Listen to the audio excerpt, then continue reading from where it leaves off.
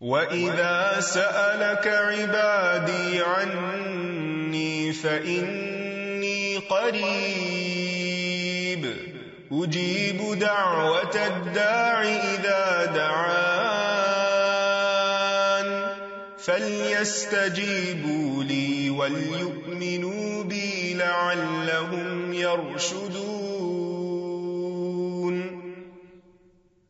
نحمده ونصلي على رسوله الكريم، اما بعد فاعوذ باللہ من الشیطان الرجیم، بسم اللہ الرحمن الرحیم، رب اشرح لي صدری ویسر لي امری واحلل عقدۃ من لسانی یفقہوا قولی.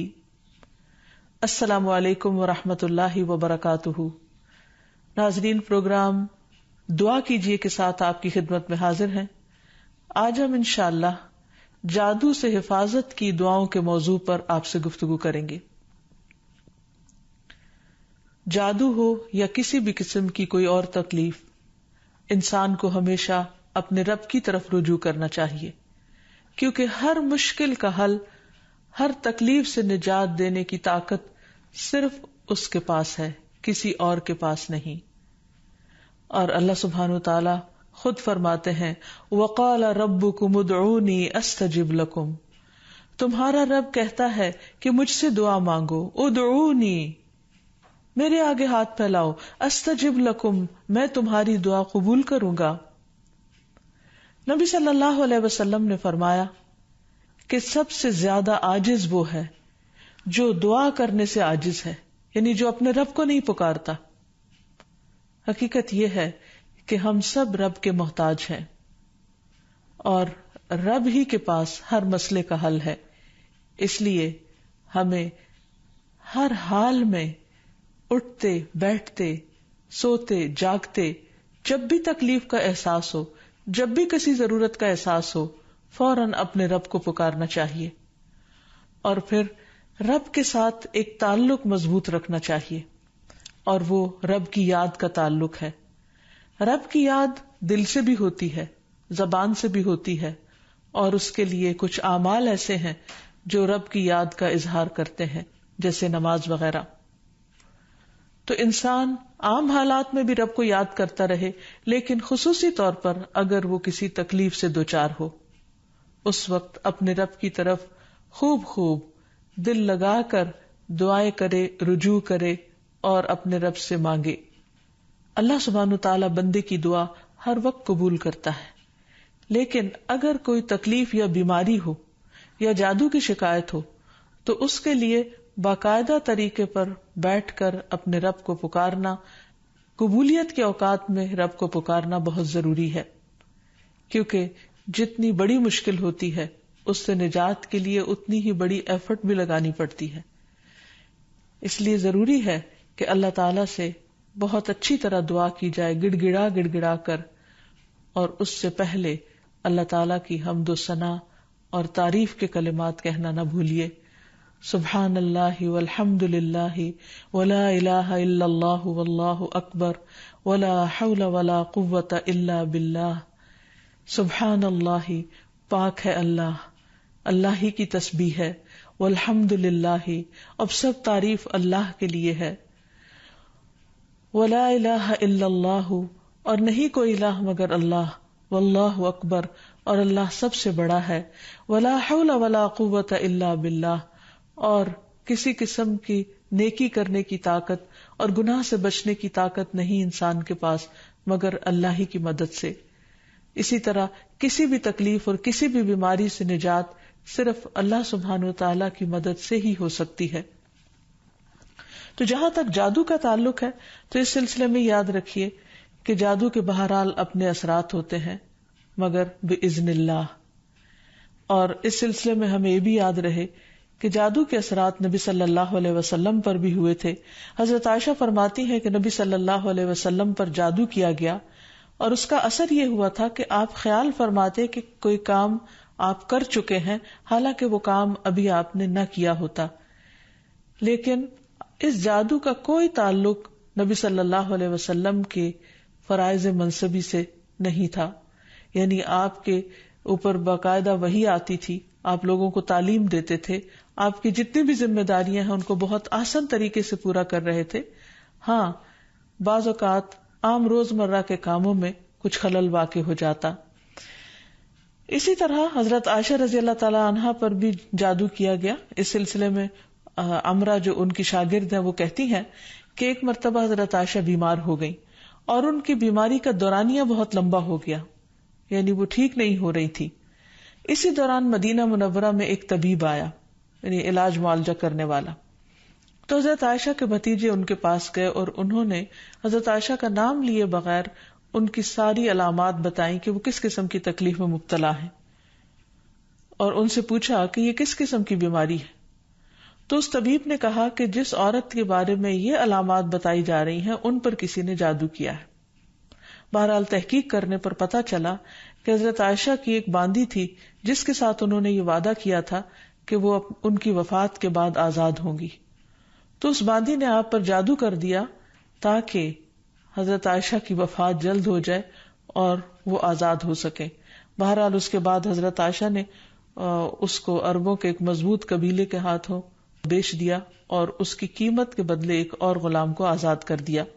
تو اس واقعے سے بھی پتہ چلتا ہے کہ بہرحال جادو برحق ہے، یعنی جادو ایک اثر رکھتا ہے. برحق ہونے کا مطلب یہ نہیں کہ اس کا کرنا درست ہے، ہرگز نہیں، بلکہ جادو تو کفر ہے. جادو تو کبیرہ گناہوں میں سے ایک گناہ ہے، لیکن لوگ بہت سے اور کبیرہ گناہوں کی طرح اس گناہ کا بھی ارتکاب کرتے چلے جاتے ہیں.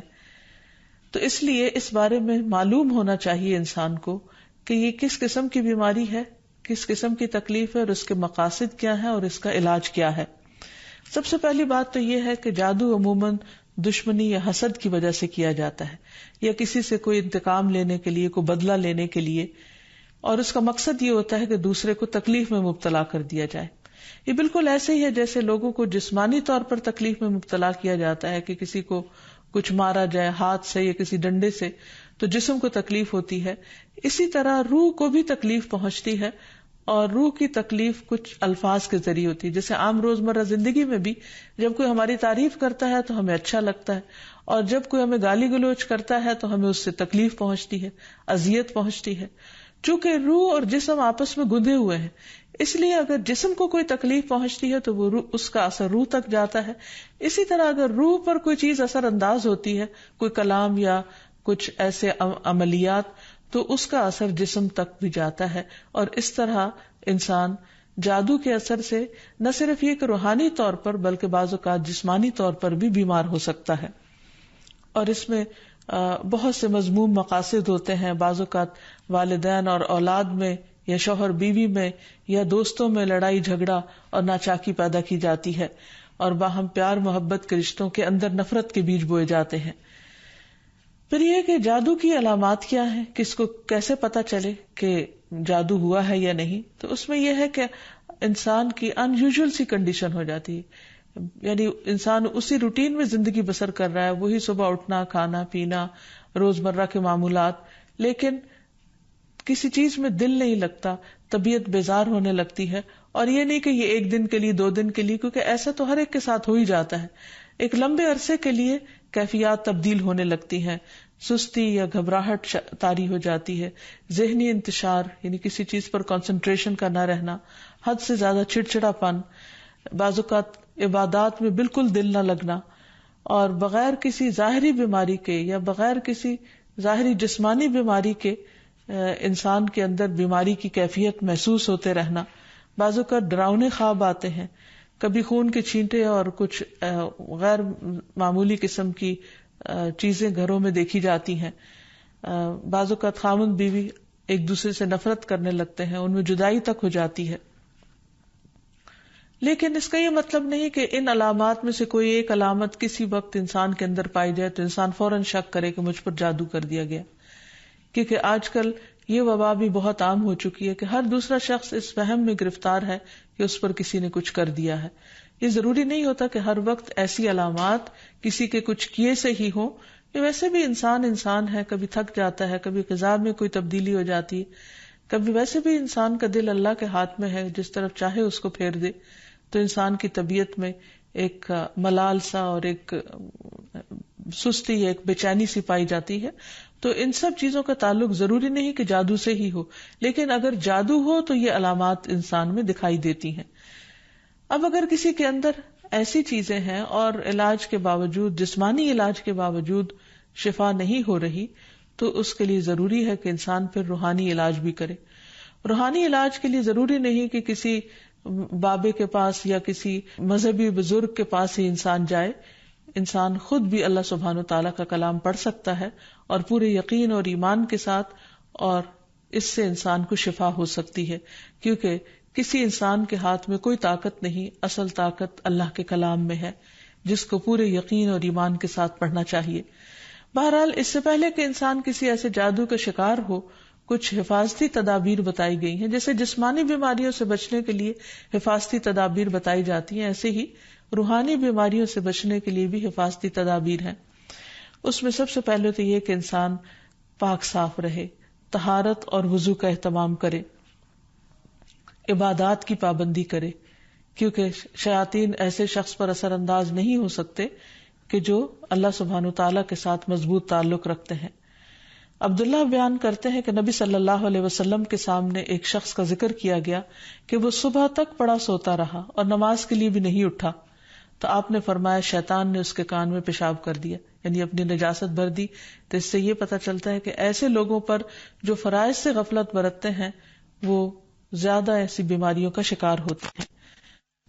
اسی طرح عبادات کی پابندی بہت ضروری ہے، کیونکہ جب انسان اللہ تعالیٰ کے آگے جھکتا ہے، اللہ تعالیٰ کے ساتھ اس کا تعلق مضبوط ہوتا ہے، تو نہ تو وہ توہمات کا شکار ہوتا ہے اور نہ ہی وہ جادو اور مختلف چیزوں کا شکار ہوتا ہے، یعنی شیطانی اثرات اس پر کم سے کم ہوتے ہیں۔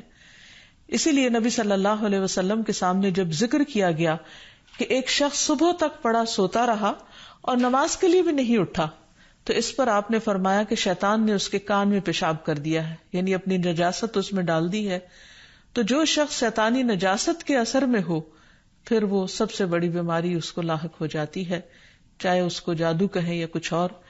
لیکن حقیقت یہ ہے کہ انسان جب اللہ کا اطاعت گزار بنتا ہے، رب کا فرما بردار بنتا ہے، تو شیطان اس کو اپنے کنٹرول میں نہیں لے سکتا، کیونکہ اللہ تعالیٰ فرماتے ہیں ان عبادی لیس لک علیہم سلطان، میرے بندے تیرا ان پر کوئی زور نہیں چلتا، کوئی زور نہیں چل سکے گا۔ ایک اور جگہ پر فرمایا الا عبادک المخلصین، مگر تیرے چنے ہوئے بندے۔ تو ہمیں ایسے بندوں میں شامل ہو جانا چاہیے جو اللہ کے محبوب ہیں، اللہ کے چنے ہوئے ہیں، اور اس کے لیے اللہ تعالیٰ نے جو ہمیں احکامات دیے ہیں، جو طریقے سکھائے ہیں، ان کے مطابق زندگی بسر کی جائے۔ پھر اسی طرح یہ ہے کہ کثرت سے اللہ تعالیٰ کا ذکر کیا جائے، خصوصاً استغفار، کیونکہ بہت سی تکلیفیں انسان کے اپنے ہی گناہوں کی وجہ سے آتی ہیں۔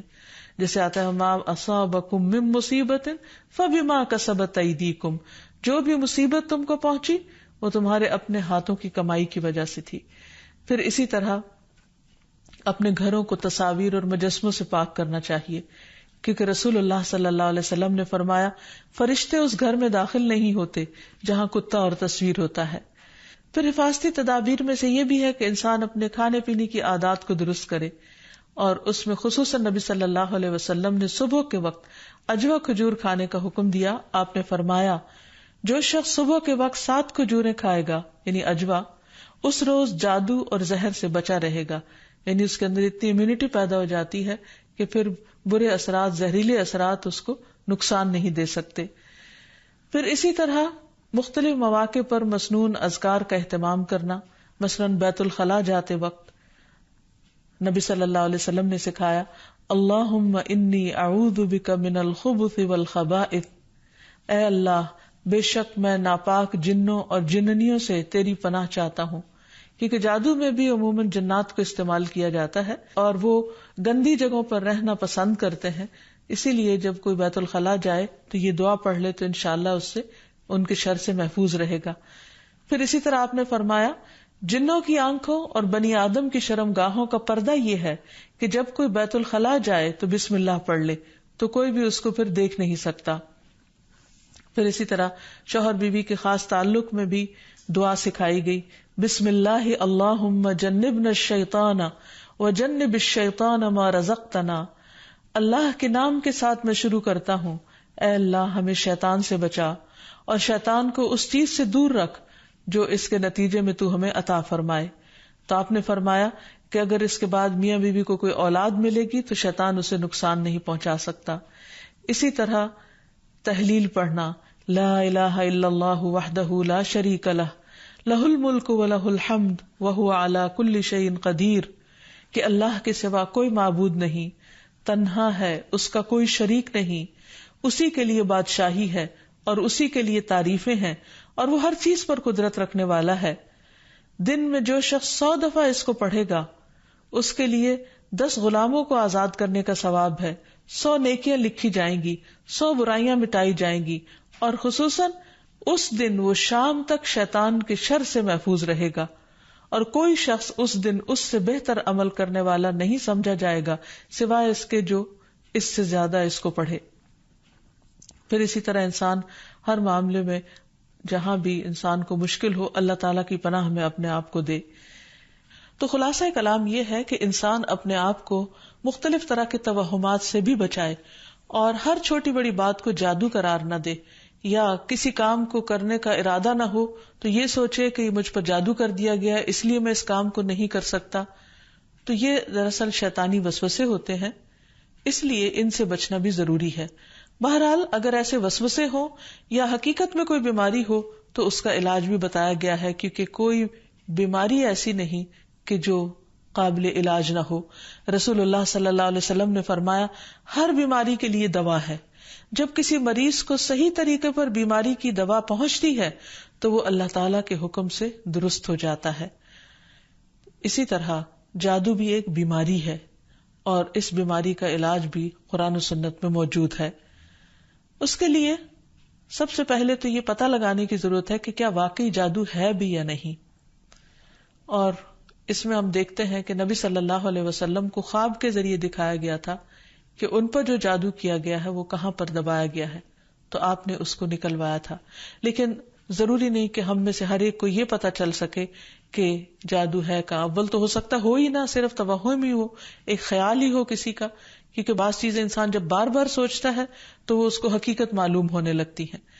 لیکن اگر انسان کو کوئی ایسا خواب آ جائے تو ٹھیک ہے، اور اگر نہیں بھی آتا تو انسان اللہ سبحانہ وتعالیٰ کا ذکر کرتا رہے اور اس کے ذریعے علاج کرے.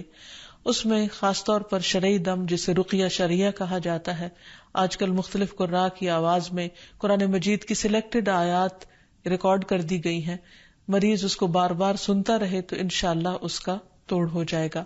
پھر اسی طرح اللہ تعالیٰ کی کتاب سے علاج، کیونکہ قرآن مجید میں آتا ہے وَنُنَزِّلُ مِنَ الْقُرْآنِ مَا هُوَ شِفَاءٌ وَرَحْمَةٌ لِّلْمُؤْمِنِينَ، اور ہم قرآن کے ذریعے سے وہ چیز نازل کرتے ہیں جو مومنوں کے لیے شفا اور رحمت ہے. تو قرآن مجید میں جیسے سب سے پہلے سورۃ الفاتحہ پڑھنا، کیونکہ اس کے اندر اللہ تعالیٰ سے مدد مانگی جاتی ہے.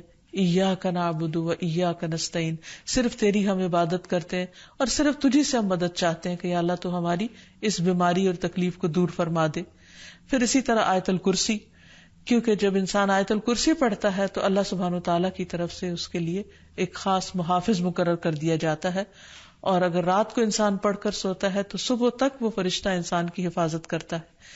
پھر اسی طرح سورۃ البقرہ کا پڑھنا، رسول اللہ صلی اللہ علیہ وسلم نے فرمایا سورۃ البقرہ پڑھا کرو، کیونکہ اس کا پڑھنا باعث برکت ہے، اسے چھوڑنا باعث حسرت ہے، اور اس کے پڑھنے والے پر جادوگر قدرت نہیں پا سکتے. یعنی جو شخص قرآن پڑھتا ہے، خصوصاً سورۃ البقرہ پڑھتا رہتا ہے، تو کسی کا جادو اس شخص پر اثر نہیں کرتا.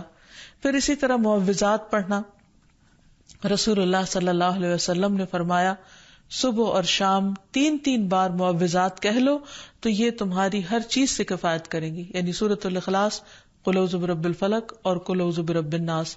اس کے علاوہ بھی مریض قرآن مجید کی تلاوت کثرت کے ساتھ کرتا رہے، اور پھر اگر ہو سکے تو بیری کے پتوں کو پانی میں ملا کر اس پانی سے غسل کر لے. اس کو بھی ایک مؤثر علاج کے طور پر بتایا گیا ہے. لیکن اس کے ساتھ ساتھ انسان غیر شرعی طریقوں سے مکمل طور پر پرہیز کرے، کیونکہ اس سے انسان کے ایمان اور عقیدے میں خلل واقع ہو جاتا ہے. رسول اللہ صلی اللہ علیہ وسلم نے فرمایا جس نے حرام چیز کے ساتھ علاج کیا اللہ تعالیٰ اس کے لیے اس میں شفا نہیں بنائے گا، یعنی اس کو پھر فائدہ نہیں ہوگا. پھر اسی طرح جادو کا علاج جادو سے نہیں کرنا چاہیے، یعنی اگر انسان کو کبھی ایسا وہم ہو تو جادوگروں کے پاس نہ جائے یا ایسے طریقے اختیار نہ کرے کہ جس سے جو ہمارے دین میں نہیں یا ہماری شریعت کے خلاف جاتے ہیں۔ رسول اللہ صلی اللہ علیہ وسلم نے فرمایا، جو جادو کرے یا جادو کروائے یا جو کسی کاہن کے پاس آئے اور اس کی بات کی تصدیق کرے تو اس نے اس چیز کا انکار کیا جو محمد صلی اللہ علیہ وسلم پر نازل ہوئی۔ اسی لیے غیر شرعی جھاڑ پھونک سے مکمل اجتناب کرنا چاہیے۔ نبی صلی اللہ علیہ وسلم سے نشرہ کے بارے میں دریافت کیا گیا تو آپ نے فرمایا یہ شیطانی عمل ہے۔ اور نشرہ کیا ہوتا ہے؟ جن یا جادو اتارنے کے لیے شرکیہ یا جاہلانہ منتر پڑھنا اور یا پڑھوانا۔ تو ایسے الفاظ جس کا بعض اوقات معنی معلوم نہیں ہوتا اور یہ بھی نہیں پتا ہوتا کہ اللہ تعالیٰ کو پکارا جا رہا ہے یا کسی جن یا کسی اور شیطان کو پکارا جا رہا ہے اور اس سے مدد لی جا رہی ہے، تو اس لیے کسی بھی ایسے کلام کو پڑھنا یا کسی سے پڑھوانا درست نہیں۔ پھر اسی طرح کاہنوں اور نجومیوں کے پاس جانے سے منع کیا گیا۔ نبی صلی اللہ علیہ وسلم نے فرمایا، جس نے کسی نجومی کے پاس جا کر اس سے کسی چیز کے بارے میں سوال کیا تو اس کی 40 رات کی نمازیں قبول نہیں ہوگی، یعنی اس نے اپنے دین کی بربادی کر لی۔ تو اس لیے کسی کے پاس جانے کی بجائے خود انسان زیادہ سے زیادہ قرآن مجید پڑھے، اور اگر وہ پڑھا ہوا نہیں تو آج ہر طرف بہت سی کیسٹس اور سی ڈیز اور ایسی چیزیں ملتی ہیں کہ جس سے انسان قرآن مجید کی تلاوت مسلسل سن سکتا ہے۔ ہو سکے تو مکمل قرآن مجید ایک ہفتے میں سن کر اپنے بیماری کا علاج کیا جائے۔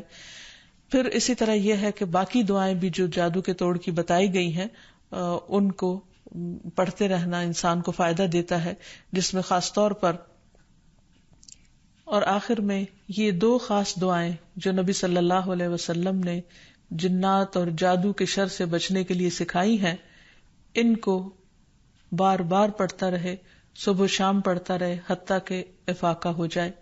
پہلی دعا ہے، اعوذ بکلمات اللہ التامات التی لا یجاوزہن بر ولا فاجر من شر ما خلق وذرأ وبرأ ومن شر ما ينزل من السماء ومن شر ما يعرج فيها ومن شر ما ذرأ في الأرض ومن شر ما يخرج منها ومن شر فتن الليل والنهار ومن شر كل طارق إلا طارقا يطرق بخير يا رحمن۔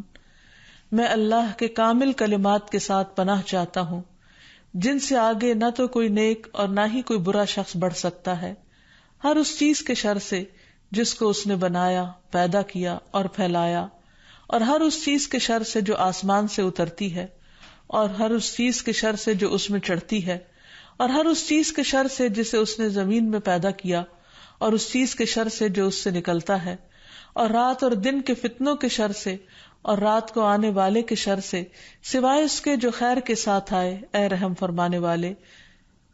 تو یہ دعا اور ایک اور دعا جو شدید جنات کے حملے سے بچانے والی دعا ہے، جس کے بارے میں کعب الاحبار کہتے ہیں کہ اگر میں یہ چند کلمات نہ پڑھتا تو یہود مجھے گدھا بنا دیتے۔ لوگوں نے پوچھا وہ کلمات کیا ہیں؟ تو کعب نے کہا، اعوذ بوجہ اللہ العظیم الذی لیس شیء اعظم منہ وبکلمات اللہ التامات التی لا یجاوزہن بر ولا فاجر وباسماء اللہ الحسنى کلہا ما علمت منها وما لم اعلم من شر ما خلق وبرأ وذرأ۔ میں اللہ کے عظیم چہرے کی پناہ مانگتا ہوں جس سے عظیم کوئی اور چیز نہیں، اور اس کے مکمل کلمات کے ساتھ پناہ چاہتا ہوں جن سے آگے نیک یا بد نہیں بڑھ سکتا، اور اس اللہ کے تمام اسماء حسنہ کے ساتھ پناہ چاہتا ہوں جن کو میں جانتا ہوں اور جن کو میں نہیں جانتا، ہر اس چیز کے شر سے جس کو اس نے بنایا، پیدا کیا اور پھیلایا۔ تو بہرحال آخر میں یہی کہنا چاہوں گی کہ جادو کے سلسلے میں انسان ہمیشہ توہمات سے بچے، اللہ پر بھروسہ کرے، اور اگر کوئی شک اور شبہ انسان کو ہو جائے تو اللہ تعالیٰ سے دعا کرے، ذکر سے مدد لے، اور مسنون اذکار کے ذریعے اللہ تعالیٰ کی پناہ میں اپنے آپ کو دے۔ اللہ تعالیٰ ہم سب کو ہر طرح کے شر سے محفوظ رکھے۔ وآخر دعوانا ان الحمد للہ رب العالمین۔ السلام علیکم ورحمۃ اللہ وبرکاتہ۔